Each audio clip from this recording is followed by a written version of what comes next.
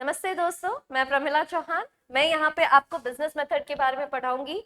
पढ़ाना बिजनेस एक ऐसा चीज है जिससे सब डर रहे हैं। कॉमर्स के स्टूडेंट्स नहीं है, हम कैसे इसे कोप अप करेंगे? बिल्कुल आसान है।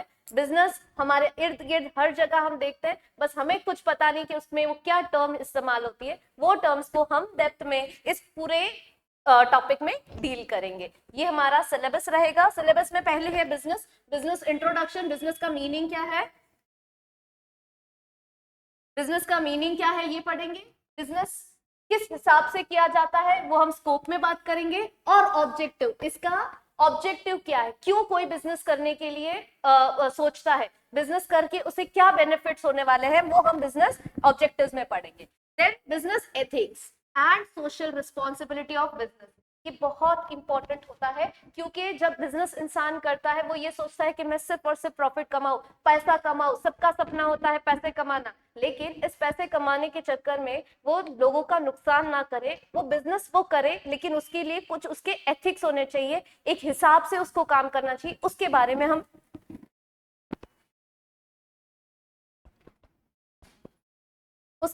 हम business ethics and social responsibility में पढ़ेंगे, क्योंकि हम एज अ कस्टमर भी डील करते हैं। हम सोचते हैं कि उस सप्लायर ने हमें कोई नुकसान ना पहुंचाया जाए, तो हम एज अ बिजनेस वाले का भी कुछ रिस्पॉन्सिबिलिटी होती है लोगों में। तो वो क्या रिस्पॉन्सिबिलिटी होगी वो हम यहाँ पे पढ़ेंगे। फिर है हमारे पास forms of business organization. Forms of business organization का मतलब है किस किस तरह के बिजनेस ऑर्गेनाइजेशन होता है। एक इंसान भी बिजनेस कर सकता है, दो पार्टनर या दो से ज्यादा पार्टनर भी बिजनेस कर सकते हैं, या एक बड़ी कंपनी, जैसे रिलायंस की बात कर लो, एक बड़ी कंपनी है, ये कंपनी, ये सबका ये सोल प्रोप्राइटर कैसे बनता है, पार्टनरशिप फर्म कैसे बनती है, और एक कंपनी कैसे बनती है, वो पूरा हम इस टॉपिक में डील करेंगे। उसके बाद है एंटरप्रेन्योरशिप। एंटरप्रेन्योरशिप एंटरप्रेन्योरशिप मार्केट में नया आया है, नाम का बड़ा बवाल हो चुका है। एंटरप्रेन्योर का मतलब होता है ओनर। जो बिजनेस करता है, बिजनेसमैन को एंटरप्रेन्योर बोलते हैं। बस ये एंटरप्रेन्योर की क्या व्यक्ता होती है, वो कैसा रहना चाहिए, उसके क्या कामकाज होते हैं, उसके बारे में यहाँ पे हम थोड़ा सा डील करेंगे। ये इतना इंपॉर्टेंट टॉपिक नहीं है अगर हम एग्जाम पॉइंट ऑफ व्यू से देखें। सिर्फ हमें एक बिजनेसमैन कैसा होना चाहिए, उसकी क्या काम है, और हम ये भी देख रहे हैं कि उसका इंडिया में ज्यादा, बोलते हैं ना, उसको ज्यादा एम्फसाइज नहीं किया गया है, ज्यादा एम्फसाइज बिजनेस के ऊपर है। Then we have negotiable instrument. Negotiable instruments का मतलब है पैसे, पैसे बांटने होते हैं। अभी जैसे हम देखते हैं, हम सपोज जोधपुर में हम हैं और हमें पैसे भेजने हैं उड़ीसा में। अब ऐसे कोई कैश लेके जा रहा है अपने बैग में डाल के उड़ीसा, तो वहां पे चांसेस है कि वो चोरी हो जाए। तो वो कैश डायरेक्टली ना जाए, डिफरेंट वे में जाए, जैसे कि कोई चेक होता है, कोई डॉक्यूमेंट होता है। इन डॉक्यूमेंट्स के बारे में हम नेगोशिएबल इंस्ट्रूमेंट्स में पढ़ेंगे। फिर है sources of business finance. Sources of business finance का मतलब है, फाइनेंस मतलब पैसा। कोई भी बिजनेस शुरू करना चाहेगा, उसके लिए उसको पैसे की जरूरत है। अब ये पैसा आएगा कौन से जरिए से, वो जरियों के बारे में हम पढ़ेंगे। ओके, बैंक से आ सकता है, किसी दोस्त से आ सकता है, किसी रिलेटिव से आपके पास पैसा आ सकता है। There are many such sources. उन सोर्सेस के बारे में हम business finance, sources of business finance में पढ़ेंगे। एडवर्टीजमेंट बहुत महत्वपूर्ण है बिजनेस के लिए। एडवर्टीजमेंट का मतलब है प्रमोशन करना। मेरा प्रोडक्ट मार्केट में कुछ नया आया है, लोगों को कैसे पता चलेगा, मैं उसके बारे में लोगों को बताऊंगा, कैसे? Through advertisement. तो यहाँ पे एडवर्टीजमेंट का हम मीनिंग समझेंगे कि एडवर्टीजमेंट होती क्या है। उस एडवर्टीजमेंट को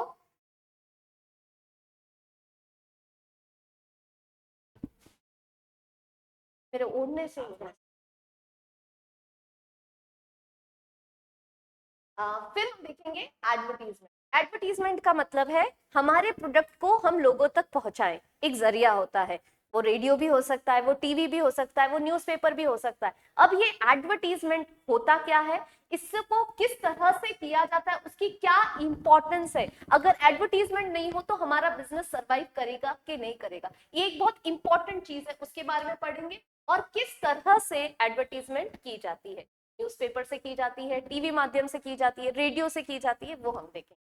फिर है consumer rights and protection against exploitation. हम बहुत बार देखते हैं, मूवीज में भी देखते हैं हम, एक्चुअल लाइफ में भी देखते हैं कि जो बिजनेसमैन होते हैं वो प्रॉफिट कमाने के लिए, पैसा कमाने के लिए प्रोडक्ट्स में क्वालिटी में कॉम्प्रोमाइज करते हैं, और वो क्वालिटी कॉम्प्रोमाइज होने की वजह से बहुत से लोगों की लाइफ बर्बाद, या बोले it may lead to death also.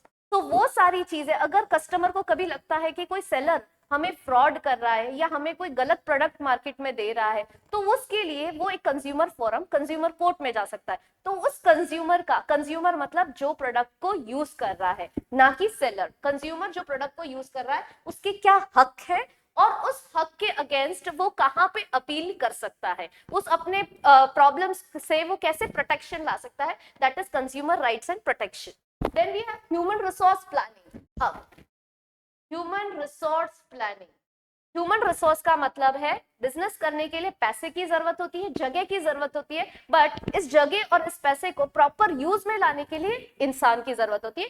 हम एम्प्लॉयज बोल सकते हैं, हम बिजनेसमैन का बोल सकते हैं। तो ये एम्प्लॉयज को हम कैसे लाएंगे, इसको लाने का एक तरीका होता है। ऐसे ही नहीं कोई राह चलते इंसान को हम अपने बिजनेस में ले आए और हमें पता नहीं उसको वो काम आ रहा है कि नहीं आ रहा है। एक प्रोसेस होता है, हम एडवर्टाइज करते हैं कि हमारे पास जॉब है, आप आइए, फिर हम उसमें से उनको एग्जाम दिलवाते हैं, रिक्रूट करते हैं, फिर सिलेक्ट करते हैं। जो सिलेक्टेड लोग हैं अपने बिजनेस में, हम उनको ट्रेनिंग देंगे कि किस तरह से अपने अपना बिजनेस का डिमांड है और वो हम उनसे क्या एक्सपेक्ट कर रहे हैं। सो ह्यूमन रिसोर्स मतलब जो इंसान हमारे बिजनेस में हमारा बिजनेस बढ़ाने में मदद करेंगे, उनकी प्लानिंग, कितने लोगों की रिक्वायरमेंट है, उन लोगों को कैसे रिक्रूट करना है, कैसे लाना है, कैसे सिलेक्ट करना है, और फिर उनकी ट्रेनिंग करनी है कि हमारा जो रिक्वायरमेंट है वो क्या है। फिर कम्युनिकेशन, कम्युनिकेशन का मतलब है बातचीत।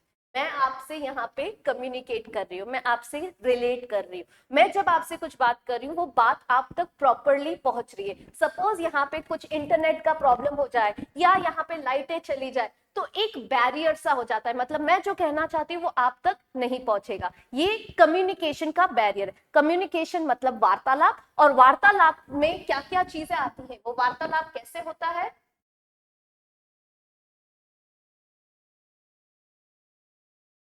वो वार्तालाप कैसे होता है, प्रोसेस मतलब किस तरह से वार्तालाप किया जाएगा, उसमें बैरियर्स यानी रिस्ट्रिक्शन, रुकावटें क्या होती है एक कम्युनिकेशन की, फिर suggestions to overcome the barrier.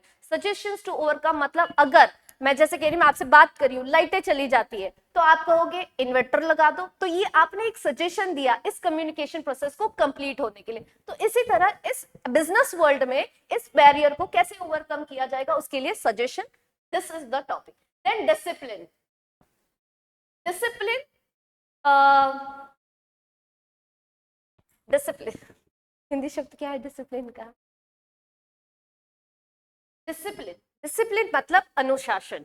हम कोई भी काम करते हैं अगर हम उसको डिसिप्लिन से करेंगे, जैसे आप पढ़ोगे अभी, अगर आपको जूनियर अकाउंटेंट बनना है तो आपको एक डिसिप्लिन फॉलो करना पड़ेगा। यूं नहीं कि कभी भी उठे कभी भी पढ़ने बैठ गए, इस तरह से पढ़ाई नहीं होगी। उस पढ़ाई के लिए भी डिसिप्लिन चाहिए। तो अगर हम बिजनेस कर रहे हैं तो बिजनेस में भी एक तरीका होगा, एक डिसिप्लिन होगा, उसको उस वे में करेंगे तभी हमारा प्रॉफिट जनरेट होगा। तो डिसिप्लिन क्यों चाहिए, क्या कॉजेस हो सकते हैं डिसिप्लिन के लिए, और ये डिसिप्लिन बनाने के लिए हम सजेशंस देंगे। बहुत इजी है बिजनेस मेथड, इसमें कोई डिफिकल्टी नहीं है। यहाँ पे हम रोजमर्रा की बातें ही करेंगे और बातों बातों में आपको पता ही नहीं चलेगा कब आपका बिजनेस मेथड कंप्लीट हो चुका।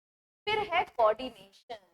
कोऑर्डिनेशन का मतलब है दो प्रक्रियाओं को साथ मिलाना। Means here it means two activities are there, उन एक्टिविटीज को एकत्र करना, ठीक है।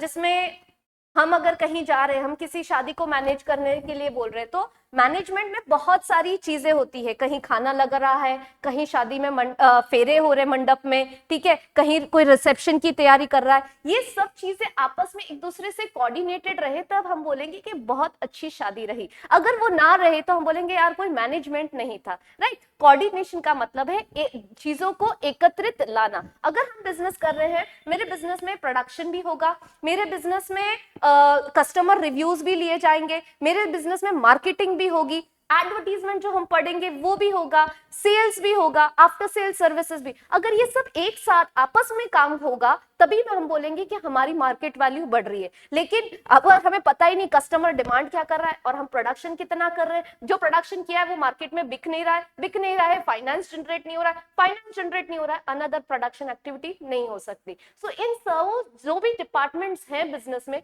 इन सब में आपस में कोऑर्डिनेट होना चाहिए। मार्केट डिपार्टमेंट बताएगा प्रोडक्ट रिक्वायरमेंट क्या है, प्रोडक्शन उसको करेगा प्रोडक्शन डिपार्टमेंट, वो करके वो सेल्स डिपार्टमेंट को देगा बेचने के लिए, और सेल्स डिपार्टमेंट पैसे लाएगा जो फाइनेंस डिपार्टमेंट मैनेज करेगा नया प्रोडक्ट बनाने के लिए। तो यहाँ पे कोऑर्डिनेशन क्यों इंपॉर्टेंट है और उसके क्या प्रिंसिपल है, उसके क्या सिद्धांत है, हम उस पर बात करेंगे। तो ये पूरा कंप्लीट सिलेबस है हमारा बिजनेस मेथड का। एंड डोंट वरी, बहुत ईजी, कुछ भी इसमें बोलते ना डरावनी बातें नहीं है, बहुत साधारण चीजें हैं, सीधे सीधे नॉर्मल बात करेंगे, नॉर्मल बातों में आपका ये पूरा टॉपिक हम कवर कर देंगे।